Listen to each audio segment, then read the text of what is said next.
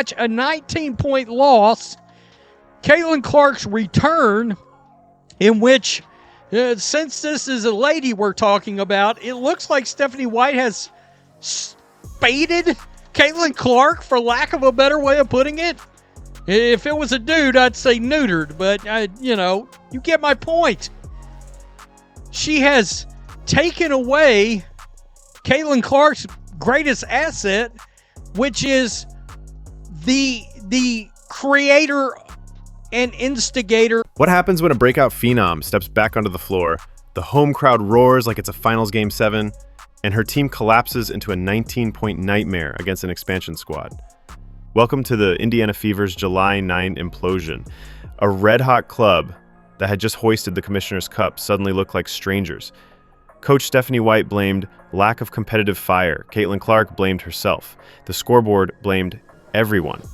So where does the real fault line lie? So we have to talk about Stephanie White getting in the presser and actually going off on the Indiana Fever. But it's something about it, man, because although, yeah, I get it. She was talking about the players, and I understand that because she was right. She also needed to take a little bit of accountability on her own as well. Only 7 days earlier, the Fever were the toast of the league. They'd mauled Asia Wilson's Las Vegas Aces, shut down Nafisa Collier's Lynx, and danced off with their first Commissioner's Cup. Chemistry? Pristine. Identity? Locked. Ticket sales? Through the roof.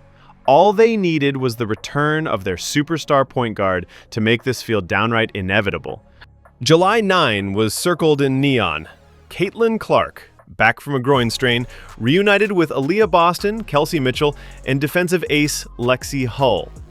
Gainbridge Fieldhouse sold every seat. Kids wore number 22 jerseys. Even the ushers were buzzing. Against an expansion team still figuring out how to print warm-ups, this looked like a victory lap.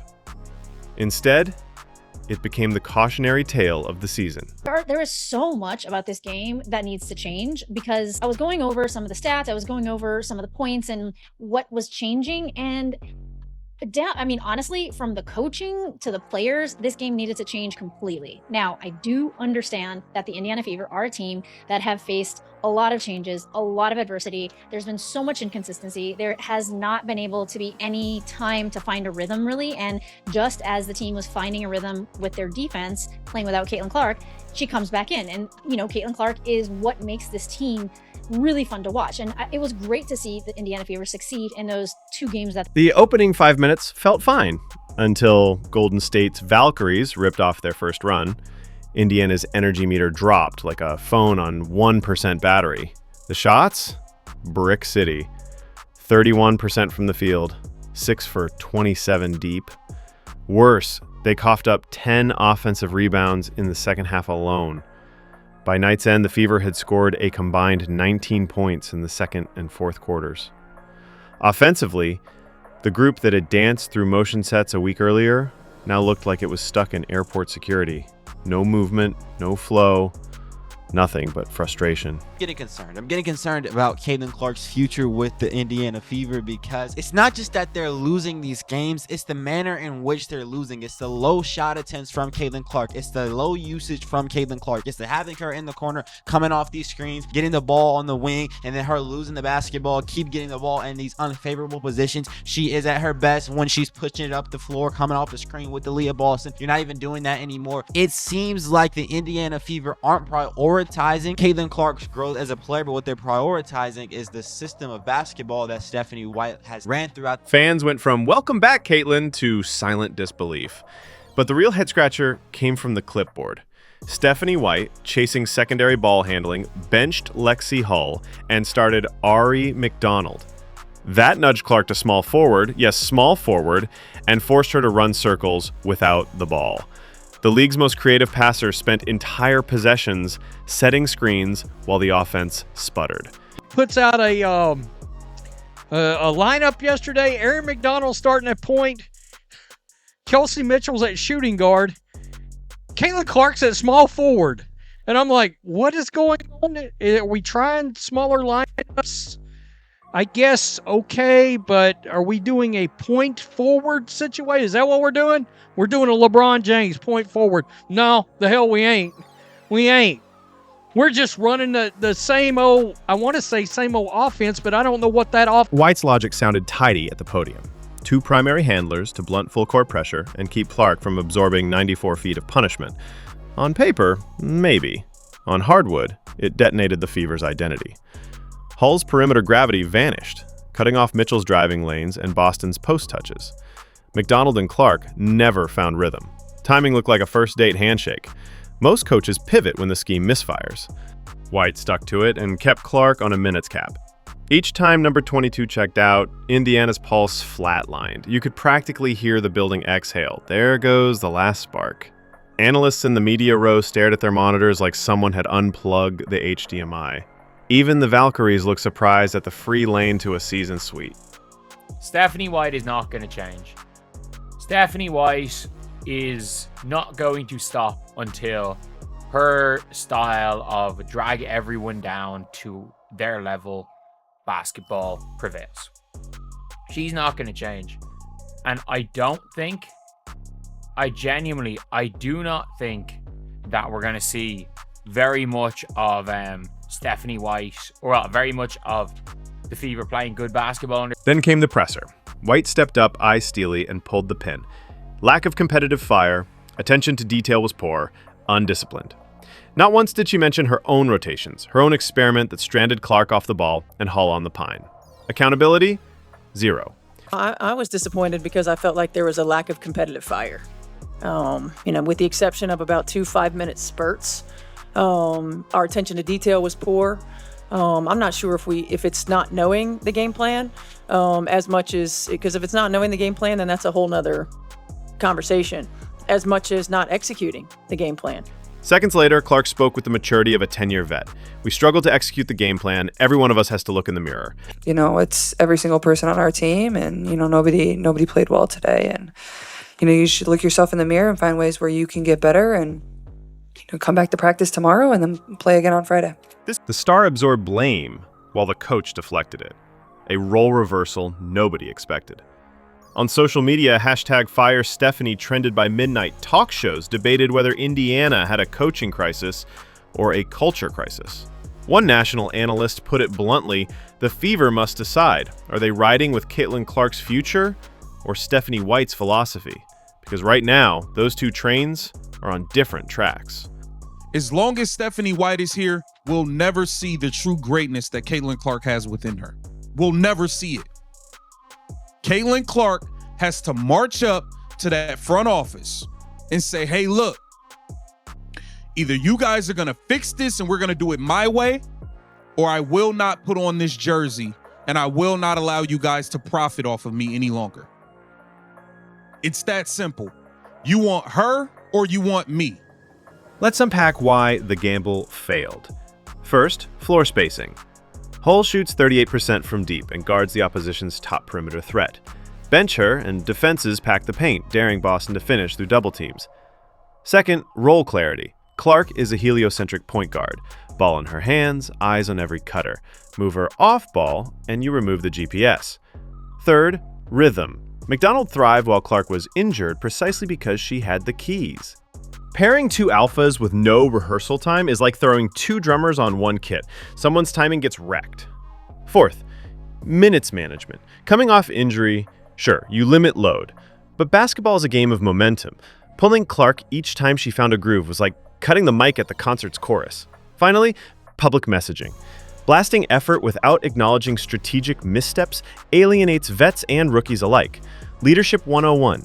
Share the heat, then light the path forward. Emotion offense, and Caitlin Clark is not a player that plays within an offense. She is an offense. Caitlin Clark is more of a James Harden type. She's more of a Luka Doncic type. She's the type that you have to give the ball to and allow to do whatever she wants to, but Stephanie White is putting her in this box. There were so many plays where Ari McDonald would bring it up and then Caitlin Clark would come off these screens that weren't even good screens. They weren't even good picks. And then you're seeing the Indiana Fever offense totally crash, or Caitlin Clark might not touch the ball until 9 seconds left in the shot clock because it went through Ari McDonald, it went through Sophie Cunningham, and then finally it goes to Caitlin Clark and she has 9 seconds to actually make a shot. Caitlin Clark is obviously the reason why everybody's... Why does this matter beyond a single ugly box score?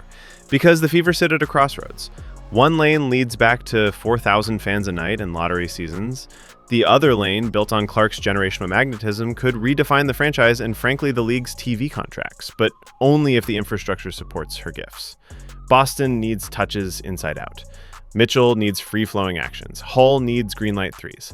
None of that happens with rigid top-down control. Great coaches mold systems to talent, not the reverse. If White can't pivot, the front office has a brutal choice. Loyalty to a coach who framed a championship week as a footnote, or commitment to the player who can fill arenas on back-to-backs in February. I would say we can do better than the motion offense when Caitlin Clark's on the bench.